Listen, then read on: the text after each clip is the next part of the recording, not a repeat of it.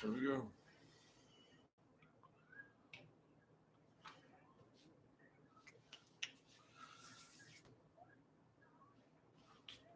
Hey everybody, this is Will with Adversity's Door. Hey, sorry about the little bit late start. Uh, you know how it goes, right? Family, kids, etc. Gotta love it. So I wrote some stuff down, and I posted a little video yesterday. Of if you guys want, I would appreciate it. But I'm only gonna keep this up for about 30 days or so. And then I'm gonna probably take it down off Facebook, YouTube. I'll probably have it for a while until I take it down. But remember, write things down.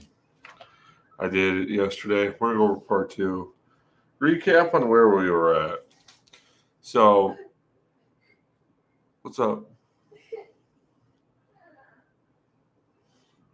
You good? Okay, you want to shoot the little TV? And... Give me a second, folks. I think we're good. All right, so recap on yesterday. Gotta love it, all right? Recap. Yesterday, being born with several stomach issues, a little bit of just general basic surgeries, uh, diagnosed with ADHD, dyslexia, and we just got into the jet ski accident. So remember, folks, this is not a pity story. This is an adversity story of coming through things and moving on to better your life. So if you do check these videos out, please have that understanding in your head. There will be a golden light at the end of this tunnel, and I will explain it on day 3. But by the end of it, you will fully understand what mastering your willpower is, because everyone can do it if I can do it. So let's get going. So as the silent came through, and like I was explaining yesterday, the screaming, the noises in the background, my dad comes over to me and says, "Hey, calm down." I'm like, "Dad, I am calm." I didn't even cry. All I remember is my dad pulling me up onto the jet ski as he's chopping through the water as we're going as fast as we possibly could. Something came to me that day. The reality is no matter how much pain you go through in your life, you have to be able to shut that off. Have to look through that pain and keep moving. No matter how bad it might seem, something's got you. Something will always take care of you no matter what. No matter what you do within your life, you will always be protected, one way or another. That's why, looking as a Christian now, looking back on it, that's why God gives you those moments of knocking you out when something is traumatic, because then you don't feel it, or the moments of shock, because then you won't feel the pain that you're enduring, the numbness, the tingleness. I experienced that a lot in my life, numb, tingling, and some people are like, it's not really normal to feel that. Well, I also think those are moments where God gives you that moment of calm, if you will. So as we hit the shore, it runs up, puts a tourniquet on my leg, my mom in tears and shambles. And I look at her and I say, "Hey, calm down." My mom still thinks that's crazy that I was telling her to calm down in that moment because I didn't need to be worked up. Every time I've ever been in a hospital or a situation, and you'll hear about a couple of them, the worst thing you can do is cry or to make that other person feel guilty or feel bad or to get emotional in those times of need. You have to be the rock, the stone, the one who sits there and goes, "Hey, you're good. I got you." Because the minute you start to break down in front of somebody, it makes their blood pressure go up. It makes their heart beat because they feel bad. I mean, quite frankly, I felt bad for what happened. I mean, it was an accident. Accidents happen, right? But don't freak out. Don't show pity. Don't just, "Hey, you're gonna be all right." just reassure people in those moments of time that they are going to be all right. As that one song goes, all right. All right. Starting back at school. Oh, yeah. Sorry, that summer. So that summer, like a week later, I got a notification or an email. And I had court. I didn't realize it, but the prosecuting attorney was trying to charge me with reckless driving and driving without a motor license. That's all right. I'll take the no motor license. But reckless driving, it was an accident. They happened. But reckless driving, I don't know if I was reckless. I was definitely not. Probably in the best state of mind. But long story short, I ended up having to write a 1,000-page essay on boater safety and taking boater safety class. So, like I said, that last year of seventh grade was pretty hard when I left. I was that weird kid. But this year I came into school as the BA, the badass, if you will, because I had a probation officer. The hell did Will do to get a probation officer? Everyone thought. Well, remember, I wasn't that weird, strange kid anymore. I was that badass kid, and I ran with it. And you know what? It worked for my high school career, and it was a good facade, a good face to put on.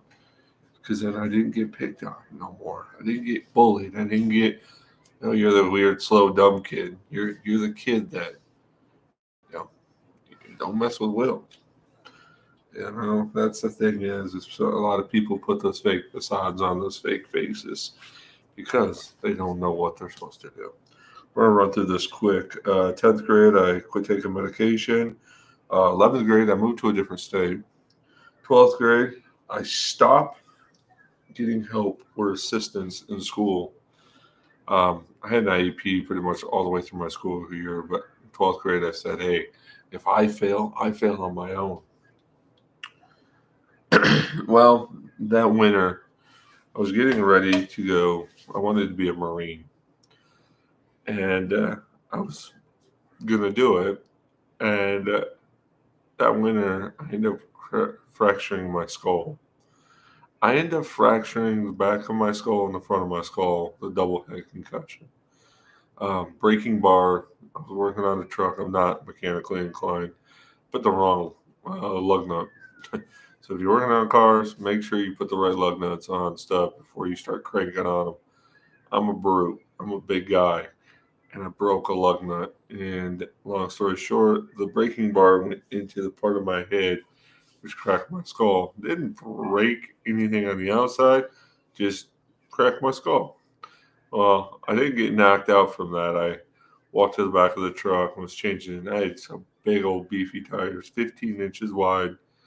And I went to the back of the truck and my ears ringing. I thought I heard someone say something. So I jumped up and I cracked the back part of the fender with my head. Long story short, within that, I ended up coming back home after I was supposed to go to work, but my eyes were pretty bad. And I ended up taking a nap for a while.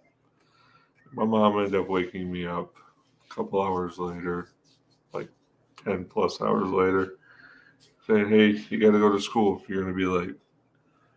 I didn't tell my mom for almost 2.5 weeks later on what happened. I ended up going to the doctors to get a CT scan of my head because I still had ringing in my ears. And she comes back with me, her eyes were as big as like saucers.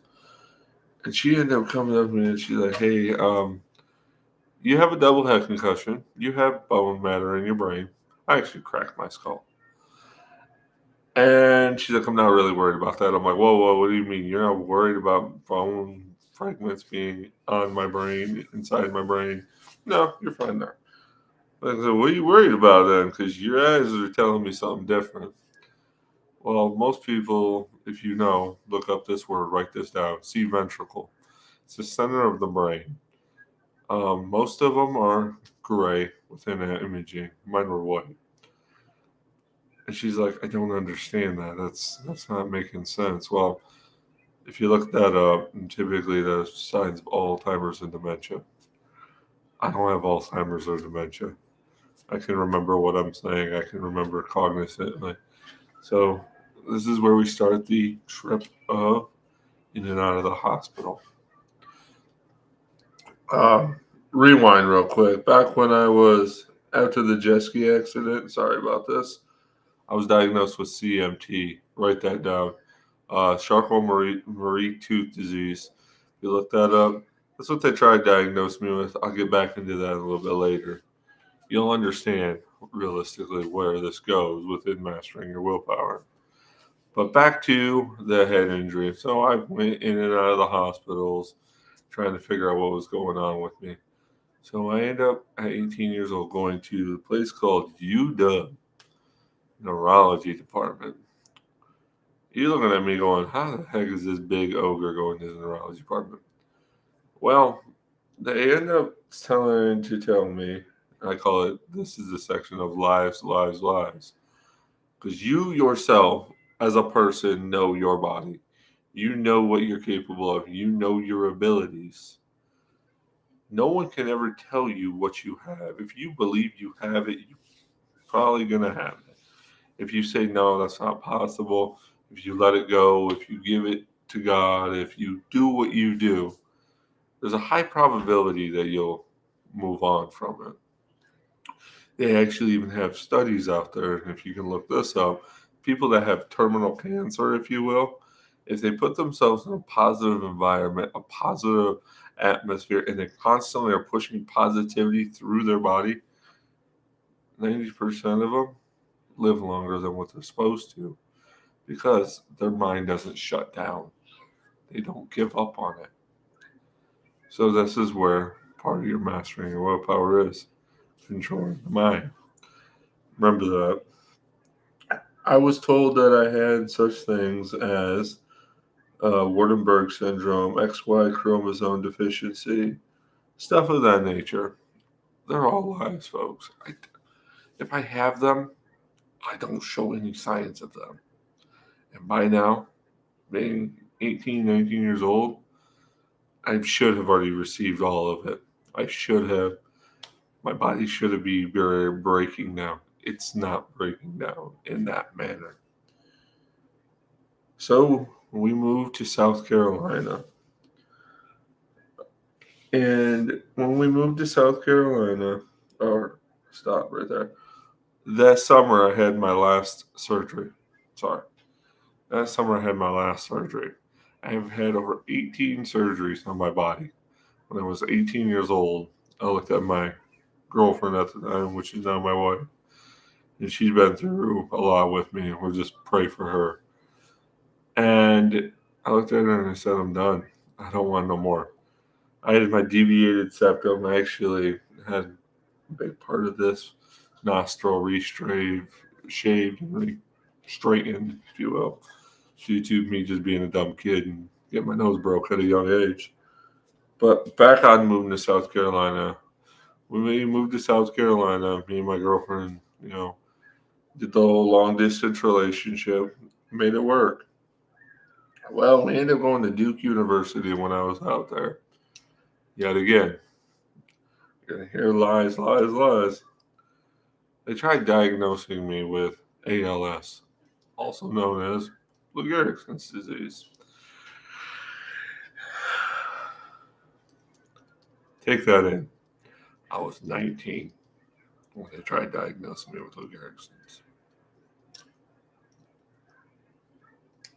I'm still here. I'm still fighting.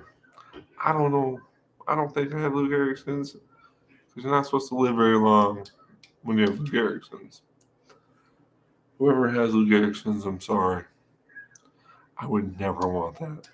If you WebMD that is probably the worst misery thing that I could even think of. So I moved back less than a year later. And with that, I end up losing complete control of myself. Because being lied to, being told you have this, you have that, you have this, you have that, I end up just saying hell with it. I'm just gonna do what I want to do. Well, at that time, my girlfriend, still my wife now, said, "Hey, you're losing control. Something's going on." I was getting angry a lot faster. I was getting mad. I was getting cocky, arrogant. I started pushing a lot of weight in the gym. I devoted my life to the gym because in my head, the only way to beat something is to physically beat it out of you. I was wrong with that because I started losing control of myself. And like I said, I went to the gym a lot, started drinking a lot, stuff of that nature. Totally lost control of myself within that realm of life. At that time, she said, "Hey, I've had enough of you. You're not wanting to listen." I was stubborn, I was hard headed in my ways. And something finally changed me. You know, folks, when you lose someone, whether you're close to them or not, but they had some form of impact in your life, something changes. I'm going to tell this story. October 2nd, I believe, 2009. I come in the house. "Hey, your cousin passed away." "How?" She didn't really tell me how. She just said he passed away. Long story short, he ended up, I think, something due to probably an accident, car accident. And it changed my mindset that day. If someone that nice, kind, gentle, makes everyone happy can go that fast, why am I losing control of my life? I started, before this, I was drinking, I was smoking, I was falling asleep in the gym. I would come home for like 2, 3 hours at the house, at mom and dad's house, get up and go back to the gym, work out, work 2, 3 jobs, just trying to make life happen. They said enough's enough. I'm done with me. Called my girlfriend, or my ex-girlfriend at the time, my wife now, and I said, "Hey, I need to talk." She said, we had our conversation. She's like, "Hey, go to church. You got to go for you. You only." So I said, "Fine." That day I went to church. I didn't know what to expect. I was just trying to, whatever, this ain't going to work. But something changed me that day. I was sitting there, and this amazing pastor by the name of Chad Veach was speaking on stage. And my life got changed. It got wrecked. This hard ass, this ornery ass guy broke into shambles. I let it all go. I gave it up to God. So that night at work, I go to work and I said, "God, if you're real, I'm going to do it my way. Prove to me real." It was something dumb like, "Hey, prove me what time something's going to happen." Like, "Hey, Kim's going to call me." Still to this day, I remember the time, 10:06. I said, "That's not enough. Remove all the alcohol from my body." Well, God does things God His way. Before I was 21, I was rid from all the alcohol.